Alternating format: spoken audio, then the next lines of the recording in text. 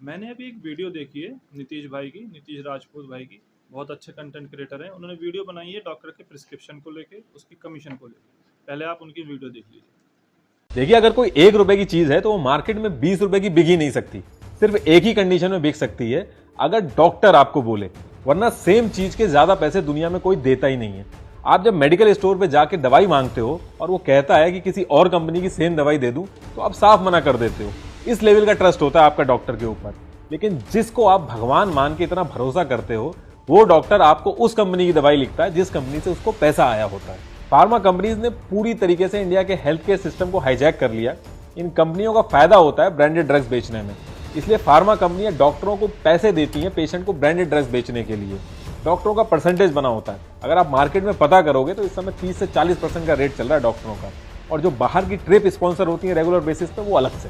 यही रीजन है कि डॉक्टर जेनेरिक दवाओं की बजाय ब्रांडेड दवाएं लिखते हैं।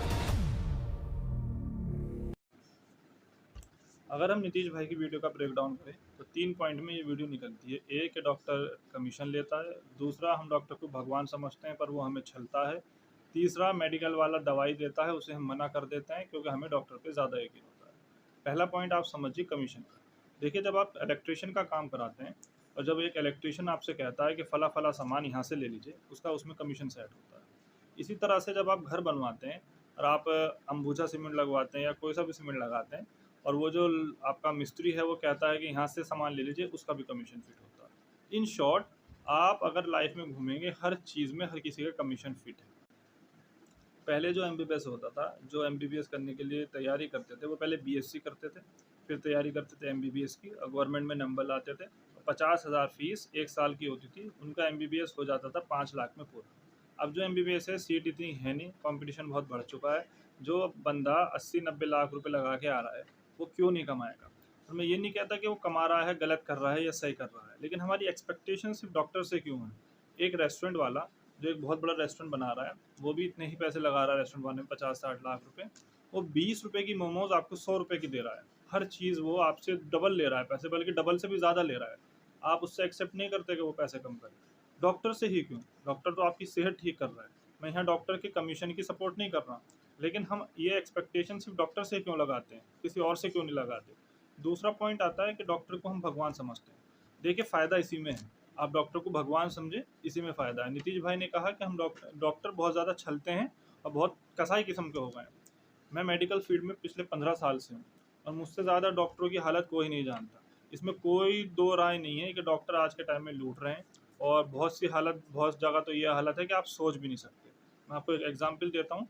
हमारी एक मैडम है, कनिका मैडम, वो गायनी है। तो वो ये बताती हैं कि जो ऑपरेशन होते हैं, जो सिजेरियन ऑपरेशन होते हैं, उसमें 90% केसेस में सिजेरियन ऑपरेशन की ज़रूरत नहीं होती। ऑपरेशन नॉर्मल हो सकता है डिलीवरी का, लेकिन क्योंकि जो आशाएँ होती हैं जो लाती हैं ऑपरेशन के लिए वहाँ पर, उनका कमीशन सेट होता है। अब अगर नॉर्मल ऑपरेशन है, वो आपका 10,000 तक ऑपरेशन हो जाता है, उसमें मिलता है कमीशन 5,000 या 6,000, कम है। अब सिजेरियन ऑपरेशन 20-25 हज़ार का होता है, उसमें कमीशन ज़्यादा है, इसलिए सिजेरियन ऑपरेशन ज़्यादा होता है। तो हालत तो ये है, इससे भी बुरी है। लेकिन आपके पास चॉइस क्या है? नीतीश भाई ने प्रॉब्लम तो बता दी, आंसर क्या है इसका, सॉल्यूशन क्या है? आप कहाँ जाएंगे? दूसरे डॉक्टर के जाएंगे, वो आपको काटेगा। तीसरे के जाएंगे, वो काटेगा। चौथे के जाएंगे, वो काटेगा। इन शॉर्ट, आप कहीं ना कहीं कटेंगे। फ़ायदा इसी में है कि आप एक डॉक्टर पे अपना यकीन बनाए रखें। और ये जो साइकोलॉजिकल ट्रीटमेंट होता है पेशेंट का, डॉक्टर के पास जाते ही ठीक हो जाना आधा, ये ख़त्म हो जाएगा इस चीज़ से। अगर आप ये सोचेंगे कि हर डॉक्टर लूटता है, लूटता ही है, इसमें कौन सी वो है, दो राय हैं। हर कोई लूट रहा है, डॉक्टर ही नहीं लूट रहा। आप जहाँ भी जाएंगे वो आपको लूट ही रहा है। तो आप लुट कर आ रहे हैं। आप खाना खाने में लूट रहे हैं, आप पहनने में लूट रहे हैं, हर चीज़ में लूट रहे हैं। लेकिन आपने सबसे पहले क्या पकड़ा? जो आपको ठीक कर रहा है, आप जिंदा जिसकी वजह से हैं। और आपका जो साइकोलॉजिकल कनेक्शन है डॉक्टर से, वो अगर टूट गया तो आपको बहुत ज़्यादा भारी पड़ेगा। और मैं आपको बताऊं, ये लूटने का चक्कर भी है। जो पेशेंट होता है, जो कंज्यूमर होता है, वो भी कम नहीं होता। मैंने ऐसे 2-3 डॉक्टर देखे हैं, क्योंकि मैं मेडिकल रिप्रेजेंटेटिव भी रह चुका हूँ, दवाई सप्लाई कर चुका हूँ।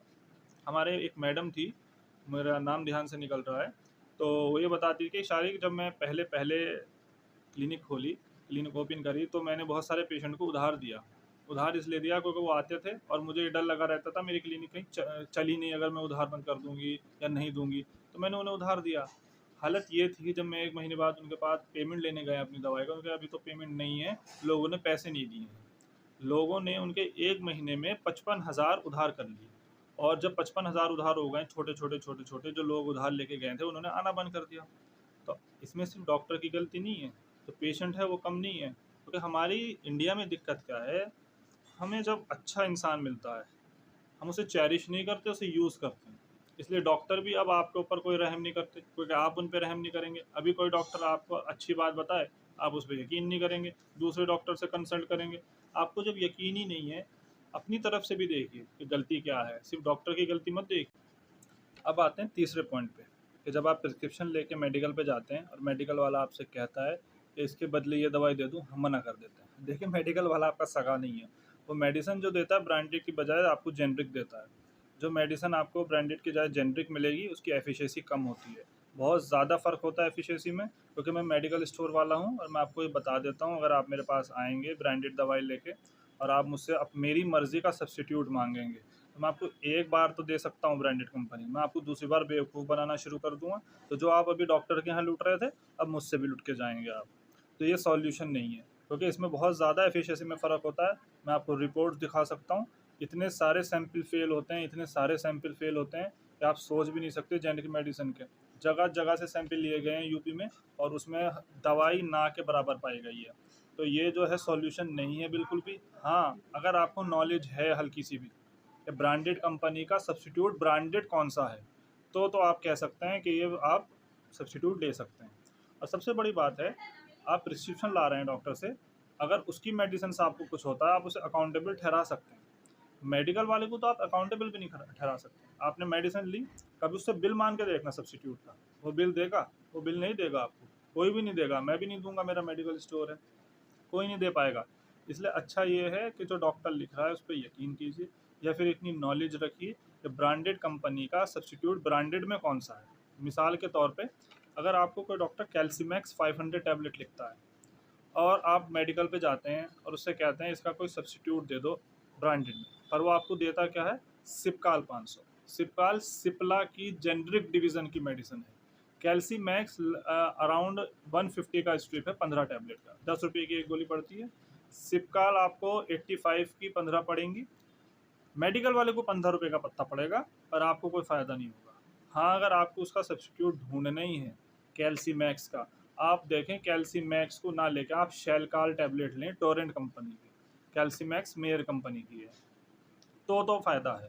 दूसरे मैं आपसे मिसाल देता हूँ, आपने एक पाउडर बहुत पिया होगा शायद, आपकी मदर को प्रिस्क्राइब किया हो डॉक्टर ने, कैल्सीरोल, कैल्शियम का पाउच आता है, 45 या 50 रुपये का, कैडिला कंपनी का।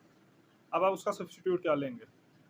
अगर मेडिकल पे जाएंगे तो आपको जेनरिक का पकड़ा देगा, जो कि 10 रुपये का उसे पड़ता है, 50 MRP होगा, वो आपको 40 रुपये का दे देगा, आप खुश होकर लुट के आ जाएंगे। अब अगर आपको नॉलेज है या आपका कोई मेडिकल वाला ऐसा है जो आपको नहीं काटता, तो वो क्या देगा?